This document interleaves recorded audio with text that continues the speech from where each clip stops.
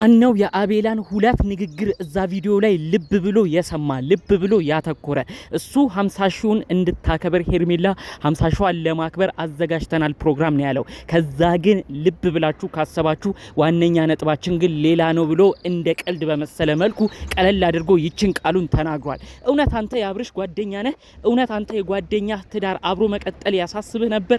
ስራህ ግን ይህን አይመሰክርም። ብዙ ኦዲየንስ በኮሜንት አዝኖብሃል። በተለይ በአብርሽና ሄርሜላ አይደለም ብዙ ሰው የተናደደው። አሁን ላይ ብዙዎች ኮሜንት ያደረጉት ምን አይነት ጓደኛ ነው አብርሽ ያሉት ከትዳሩ ያፋቱ ወደዚህ ሴት እንድትጠጋ የሚያረጉት ምን አይነት ሰዎች ናቸው በማለት ነው ብዙ ሰው በእናንተ ያዘነው።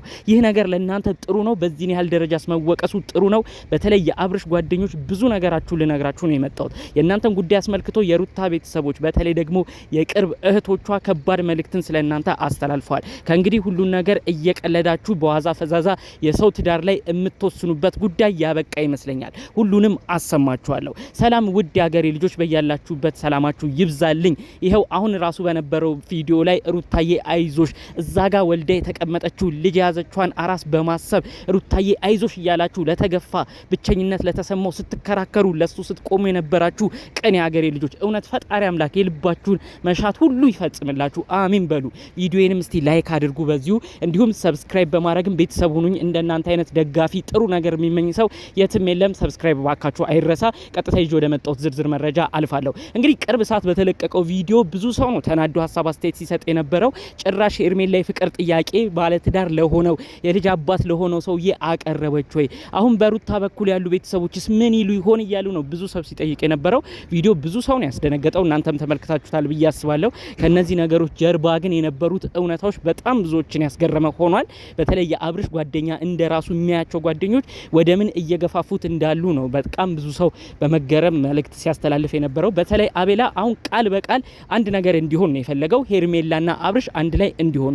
ይህንንም ደግሞ አስቀድሞ ሲናገር ነበር፣ መልእክቱንም ሲያስተላልፍ ነበረ። ታዲያ አቤላ ያለው ምንድነው? አብርሽ የሚገባው የምታከብረው የምትንከባከበው ሴት ነች እንጂ የምታመናጭቀው ሴት አይደለችም። እኔ ባጭር ቋንቋ የምናገረው ሄርሜላ ደግሞ ክብር ፍቅር ትሰጠዋለች ብሎ ራሱ አፉን ሞልቶ ሲናገር ነበር።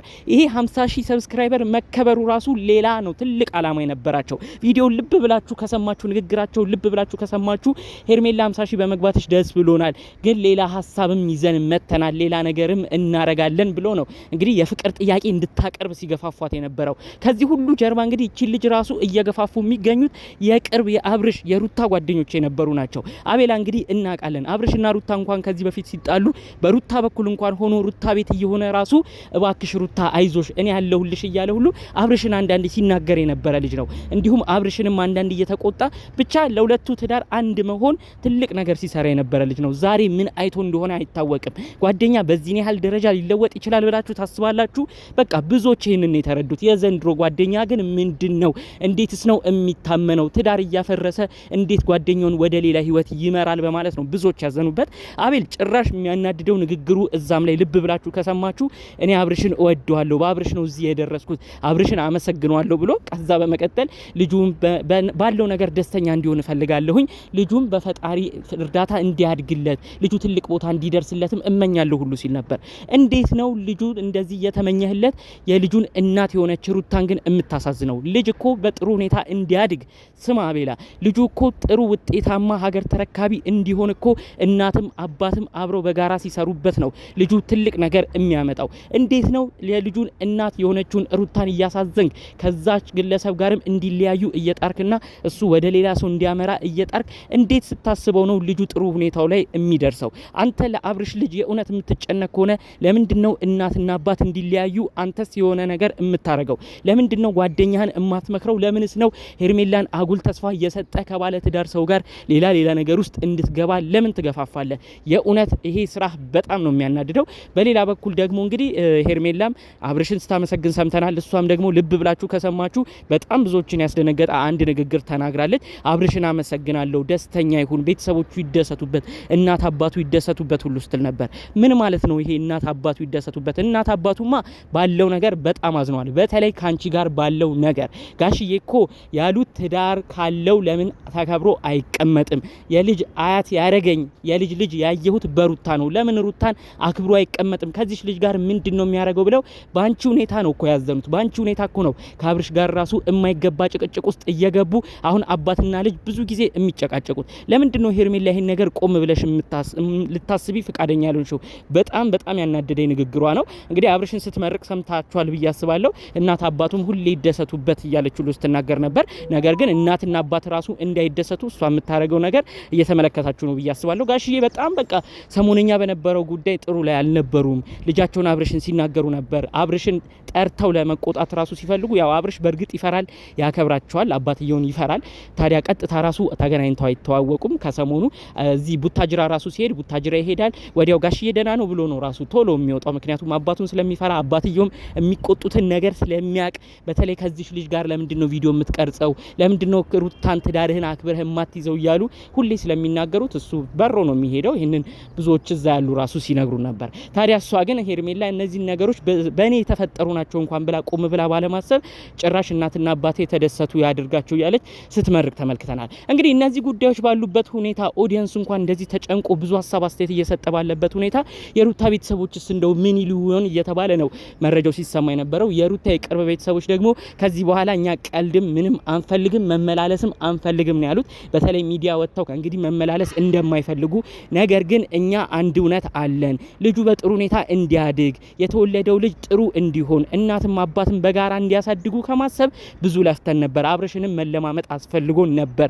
ነገር ግን አብርሽ አሁንም ቢሆን ከሄርሜላ ጭራሽ ደግሞ ከሱ አጠገብ ያሉ ጓደኞች የሱን ህይወት ትዳር የሚያናጉ ሰዎች እየሆኑ እነሱን እንኳን ልብ ሳይል አሁን ያለበት ነገር ያሳዝናል ብለው ነው በሁኔታው በጣም የተናደዱት። ጭራሽ እንግዲህ የልጅ አባት የሆነውን ትዳር የነበረውን ሰው አፍ አውጥታ ታፈቅረኛለህ ወይ እኔ አፍቅሬሃለሁ ብላ ሄርሜላ የጠየቀችበት መንገድ በጣም እንዳሳዘናቸው በተለይ በሚያምኑት የአብርሽ ጓደኛ ፊት ያ ነገር መሆኑ የአብርሽ ጓደኞች ራሱ ይሄን ነገር እንድትጠይቅ እንድትናገር ገፋፍተው የሆነ ያረጉት ነገር በቃ በሩታ ቤተሰቦች በኩል በጣም ያናደዳቸው። ይህ ልጅ ከጓደኞቹም ከሄርሜላም የማይርቅ ከሆነ ከእንግዲህ የሩታን አይምሮ እንዲጎዳብን አንፈልግም፣ የራሳችንን እርምጃ እንወስዳለን ሲሉ ሁሉ መልእክት አስተያየት አስተላልፈዋል ማለት ነው። እንግዲህ ብዙ ኦዲየንስ በአቤል ነው የተናደደው። አቤል ያው ደጋግሞ እኔ ስለማስብለት ነው ለጓደኛ የሚሆነውን ሰው ምመርጠው፣ ሩታ እየተጨቃጨቀችና ፍቅር እየሰጠችው አይደለም ነው እያለ የነበረው። ታዲያ እንደው አንዳንድ ደግሞ በአቤላን በኩል ደግሞ የሚሆኑ ሰዎች አልጠፉም። እውነት ነው እኮ አንዳንድ ጓደኛው የሚያወራው ሄርሜላ ነች ሰላም፣ ፍቅር፣ ክብር የምትሰጠው፣ ስለዚህ ቆም ብላችሁ አስቡም የሚሉ አሉ። ስለዚህ እስቲ በዛሬው አስተያየት እስከዚህ ቪዲዮ መጨረሻ የሰማችሁ ሰዎች አንድ አስተያየታችሁን አስቀምጡልኝ። እንደው እውነት አቤላ የተረጋጋ ሰው ጓደኛው እንዲያገኝ ፈልጎ ይመስላችኋል? እውነት እንደው ሄርሜላ ለአብርሽ ትገባለች ብላችሁ ታስባላችሁ? እውነት ሄርሜላ ክብር፣ ፍቅር ትሰጠዋለች? ሩታ ደግሞ ምንም አይነት ፍቅር ስለማትሰጠው ነው ብላችሁ ታስባላችሁ? እስቲ በቀናነት የእናንተንም ኮሜንት ብታሳውቁኝ ያላችሁን ሀሳብ አስተያየት ባይ እኔ ደስ ይለኛል። ሩታ ያው በሆነው ባልሆነው አንዳንድ የምትጨቃጨቅበት ነገር አለ። ይሄንን ብዙዎቻችን እናውቃለን። ኦዲየንሶችም አንዳንድ ስትቆጧት ነበር። እባክሽ ትዳርሽን ጠበቅ አድርገሽ ያዢ፣ በሆነው ባልሆነው አትጨቃጨቂ የምትሉም ብዙዎቻችሁን ተመልክቻለሁ። ያው አንዳንዴ ሆድ ይከፋታል። እሷን ሆድ ከማስከፋት በፊት ግን ምን አይነት ነገር አድርጊያለሁ ብሎ ማሰቡ ጥሩ ነው። እስቲ ግን ቀለል ባለ መልኩ በቀና አስተያየት ያላችሁን ነገር በኮሜንት አሳውቁኝ። የእናንተን ኮሜንትም እቀበላለሁኝ። ጠቅለል ባለ መልኩ እንግዲህ ይዤላችሁ የመጣሁት መረጃ ይህን ይመስል ነበር። በሌሎች ቪዲዮዎች እስክንገናኝ ሰላሙን ሁሉ ተመኘውላችሁ። ሰላም